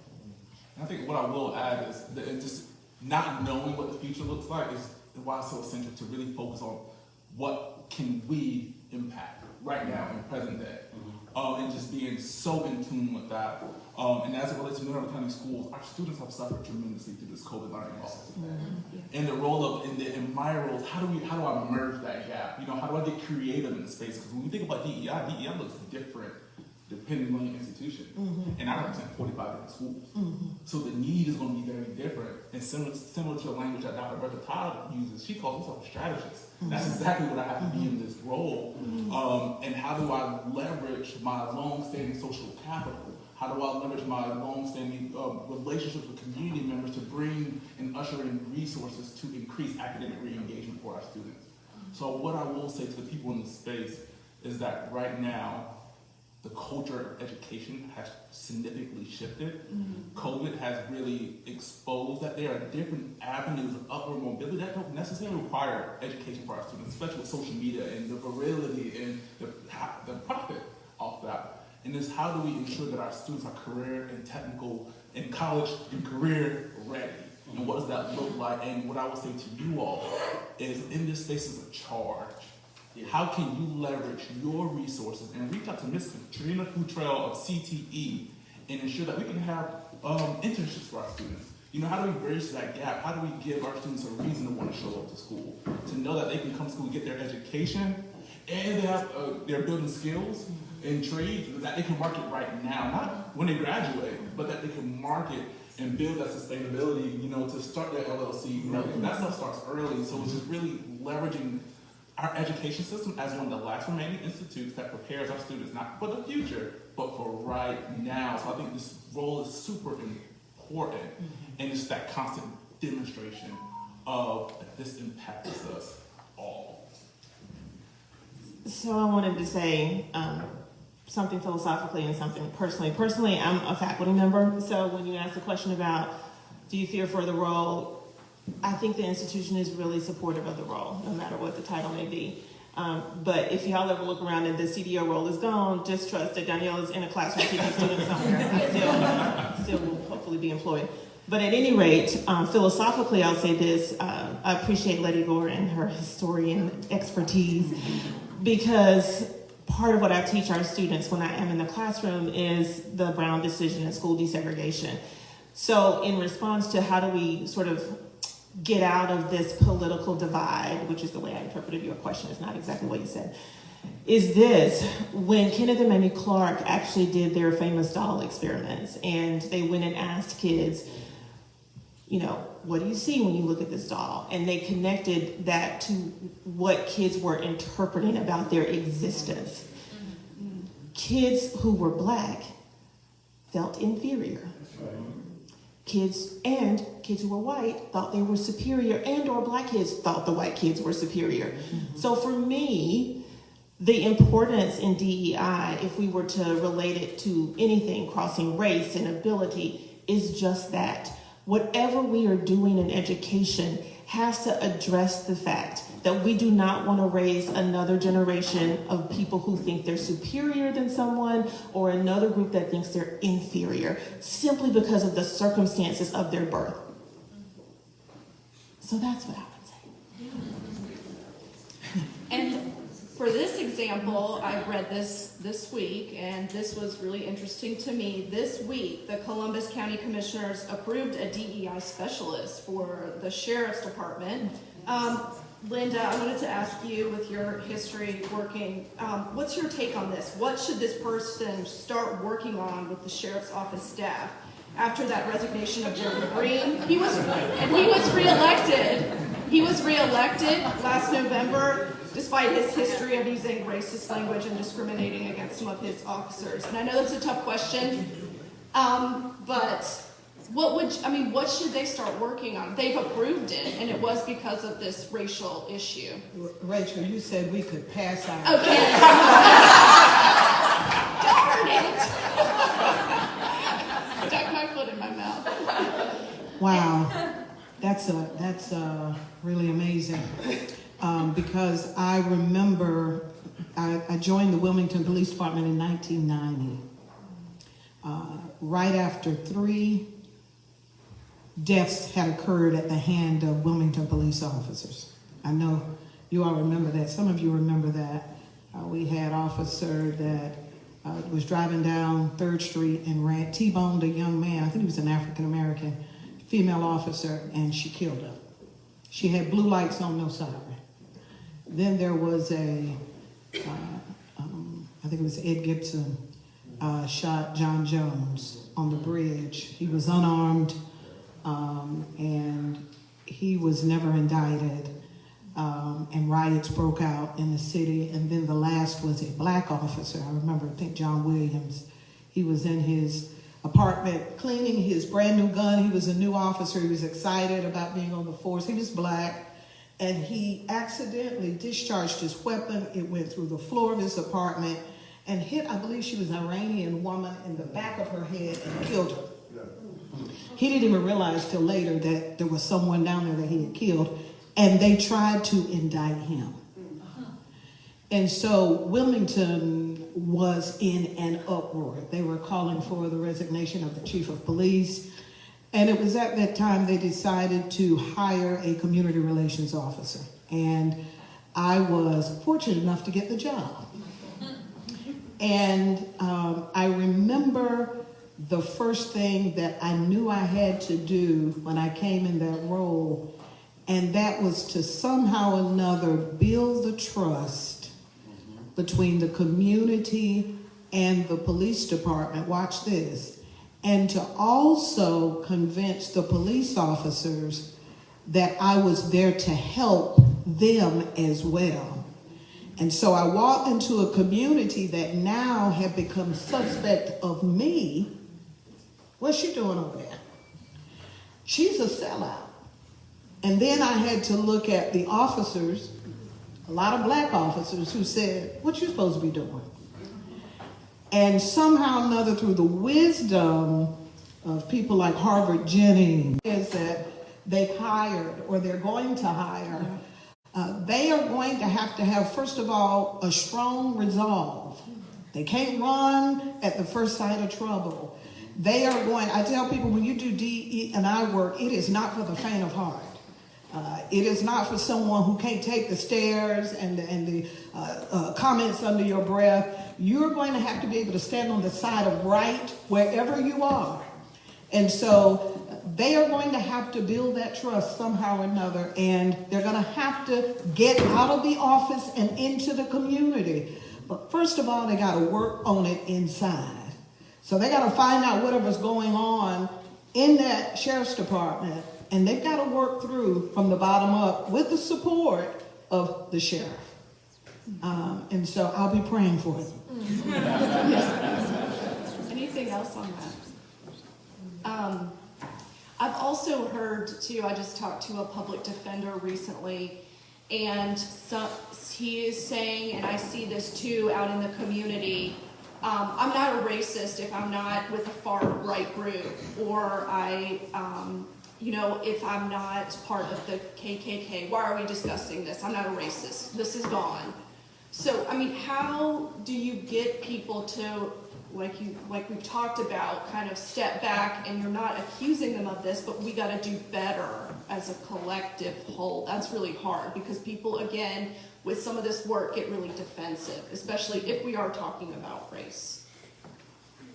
I think the first, just having that conversation, the first question you always pose, well, the way I like to frame it is that we focus on the practices that uphold the anti-blackness. What practices are we participating in? So not necessarily just because you're not a part of a group, upholding these inequitable systems, we all can do. And we all have that responsibility, and unlearning and learning is first that person recognizing that though I don't have any malice or ill intent towards a specific group of people, is what are my behaviors? What about my silence?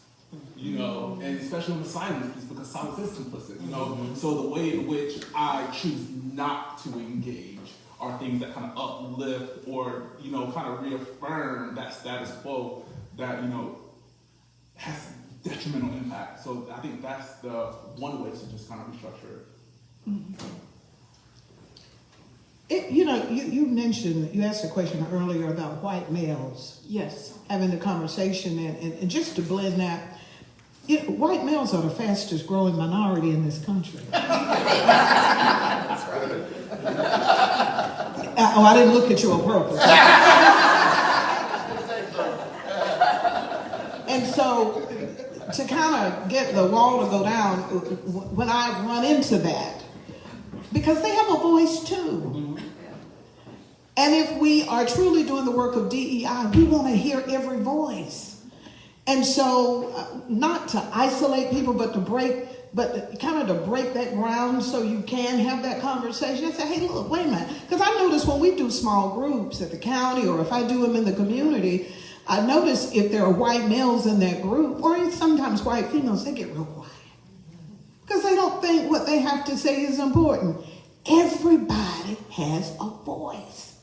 And we need to hear everybody's voice. It's just that we don't need your voice to drown out everybody else's. And so when we open it up that way, and people know now when I come into the room, I'm okay to say what I want to say, but I'm also going to think about, I'm going to be intentional, I'm going to be strategic, that what I say is important. Anybody in here seen You People on Netflix? Yes. If you haven't seen it, watch it. It is probably one of the not greatest, but it's a great DEI icebreaker. And if you can't laugh at that, it is great. But I think we have to make people feel comfortable so that they can have the conversation. I think everybody's just triggered. We are easily triggered by everything, and nobody wants to be identified by anything that could be detrimental to their reputation. And the sooner that we come to grips with the fact that it has been hard for everyone in some way, shape, or form since 2020, then we can find some commonality and conversation to actually move forward. Especially for white males, I think the challenge is, this is also a time in which saying the wrong thing, you could lose everything. Because not only is everyone triggered, but we got cancel culture too. And so it's such a fine line to toe in a world full of viral moments anyway, that we're all fighting to not be the next wrong viral moment. And so we lose a bit of our authenticity as far as who we are. But I think that it is, to echo what Linda just said, coming into these conversations, taking a moment to just diffuse everybody and be able to say, we're still people. And it's okay. The fact that you showed up means that you want to have this conversation anyway. I don't think you're racist. I don't think that you have to disqualify yourself from any particular group in order to be understood, because we don't have the same culture. As soon as we acknowledge that we have cultural differences, we can get past all the other stuff. I, for one, I'm at a point where I don't need you you don't have to qualify yourself as far as who you are and who you aren't in order to have a conversation. We got to get past doing that. And we'll get past doing that when everybody understands we all been through something and we're all trying to figure it out together. And I think this will be one of my last questions, and if any of you want to say lasting thoughts, please do so. But, do all of our panelists, do you feel that you're allowed to do authentic work? Or do you feel sometimes you're checking the box for an initiative that needs to be done, and we're just going through the motions here? Lillian, what do you feel? Yeah, I'm just thinking kind of in association with the last question, which is, I think one of the hardest parts of this work is that there's so much performatory action and so much gaslighting, even sometimes with ourselves, right? And so there are a lot of people who got into the work for a very personal reason or from their formal education, and they talk to themselves in a confirmation bias. I did good, we're doing good, right? And a lot of pats on the back. And then you get into, sometimes consciously and unconsciously, but box checking.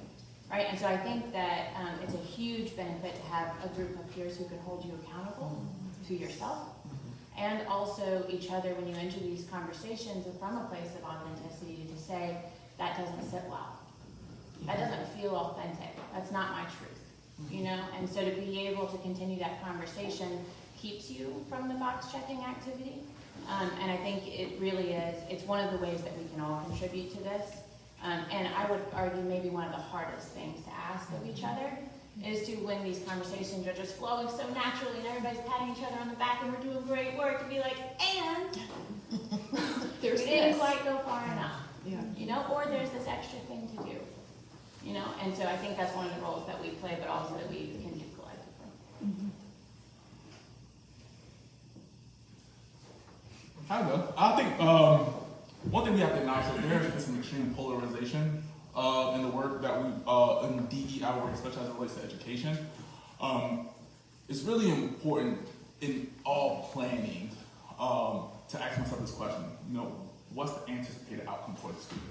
Does this create an opportunity for each student to learn and engage? You know, so does this program that I'm trying to design, does this partnership, does this opportunity, does it have a impact, does it impact our students? And sometimes the answer is no, it doesn't. So maybe this is not a program, you know, or, you know, it does, but it's going to be really difficult to get buy-in. So sometimes it's that fear in myself, maybe I should just pull back and just not do it versus just getting that, you know, that support, especially just from my leadership. Is like, have you thought about this? You know, that strategy. Have you connected with Linda? Have you connected with Danya? Have you connected with Jamar? And now I'm connected with Lillian, you know, to think about another avenue to approach this. So just really recognizing that this work is not brand new. There's nothing new under the sun, but there's also new suns. There's a lot of suns. So just recognizing that imposter syndrome is going to be real for us in this role as we're facing the recurring challenges, but it's like being anchored in our why. So constantly looking at what is our DEI philosophy statement? Am I still holding true to this statement? And if not, there's some decisions that have to be made. I don't think that, I think that my boss would tell you at the county that I'm really out of the box. When you start paying for horse and carriage out of a county DEI budget, and they're trying to figure out, why are we paying for a horse, Linda? Well, because we had an 1898 funeral for a man that's been dead for 123 years, and we want to make sure that the ceremony is done right, and they say, do it. Yeah. And so I think that I have great support, and I have to say that again, that our county commissioners are committed to DEI, and that the programming that we do, while I'm learning and have learned from my peers, and we are adopting some of the things that they're doing, but we're also creating some new things. And I'm very proud that our organization is very receptive to a lot of what we're doing. No, not checking the box, because I've never been a person to check the box. And I think that I've been very blessed in that I've been able to work for some organizations that say, do you do what you believe we need to do. I trust you that you know what we need to do. And so I have to salute our county government, our officials, elected officials. They give me great support, and I've been able to do the work that they've hired me to do. Okay, Dr. Roseborough. I've been thinking. So no, not just checking the box. There's some things that we have to do for reporting purposes that we do. But I would say my biggest role that probably undergirds everything I do is to ask questions. And many people have talked about this. To ask questions that make people uncomfortable, to be direct, to also remind people that in this role, although I represent the entire university and want to be a good partner in that respect, I also have to especially pay attention to people or populations who feel unheard. And if I continue to tell you, the big, leadership you, what those voices feel like hasn't been heard, people expect a response. They expect that. And so I think the authenticity is trying to navigate that space between those who feel unheard in a system that keeps moving. Time passes. And how to also say, I'm not probably the most qualified person to speak for all of the unheard. They need to speak for themselves, but I do happen to be in a position where other people might listen. And so as much as I can be informed to take those concerns to people who might listen, to partners who might be able to help us better respond, that's the role of the person in this job, always. I just want to add on to that. I think that's a beautiful demonstration of democratizing this work. And I think that's how we actually get past the titles and the jobs, is you stop hiring one person to do our collective work, right? And so when you empower people who have lived these experiences to own their voice and make space at all of the decisioning tables for that voice and those experiences, then it doesn't ever die with one position. You're not at political whims, you're not at, movements versus moments. You're in a collective, so I think that's just a beautiful example. Thank you. Okay, Jamara, you got the last word. I'm sitting over here like, man, I'm not working for anybody anymore. So I'll go back to when I first moved back to Wilmington, and it was probably one of the most profound conversations I had a chance to have, and it was with Kevin Spears. I talked to Kevin, I was telling him about considering the role at the bank, and he told me, he said, if you really want to make a difference, you can't focus on just the community that you came from.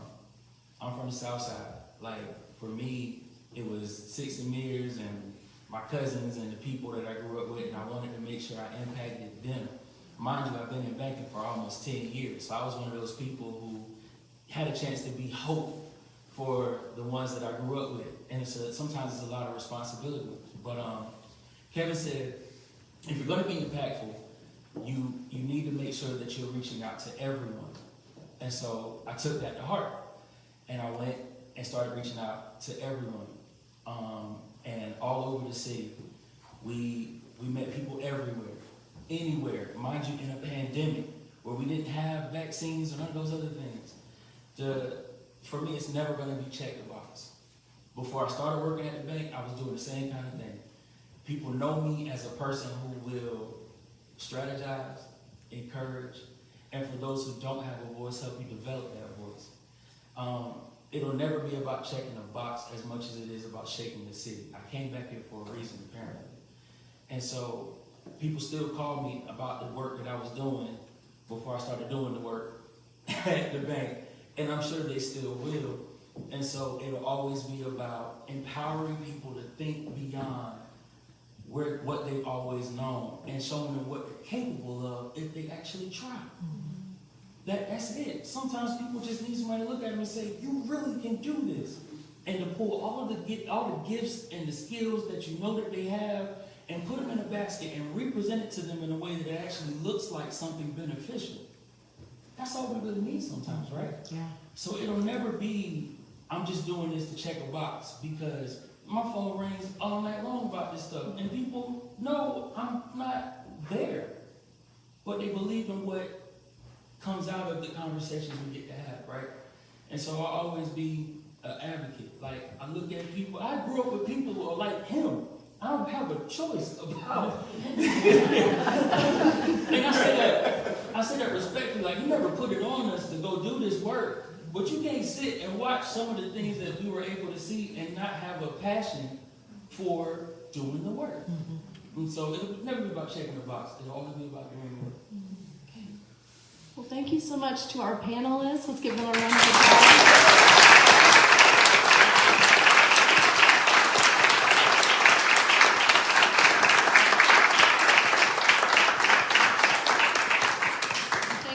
To all of you, so enjoy. Thank you so much for coming. We really appreciate you. And our speakers from the first panel, let's give them a round.